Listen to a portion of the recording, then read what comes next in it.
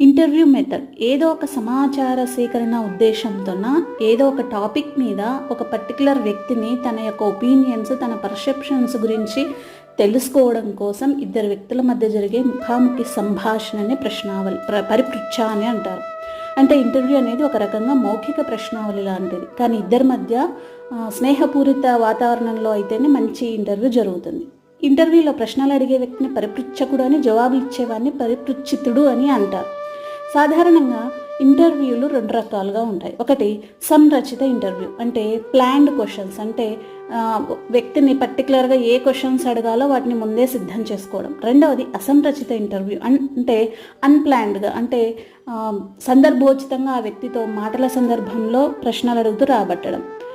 ఈ ఇంటర్వ్యూ పద్ధతిలో ఉపయోగాలు ఏంటంటే, పర్టికులర్ ఒక టాపిక్ మీద ఒక వ్యక్తి యొక్క వైఖరిని తెలుసుకోవచ్చు. పక్షపాత వైఖరి సమాచారం మీద ఉండదు.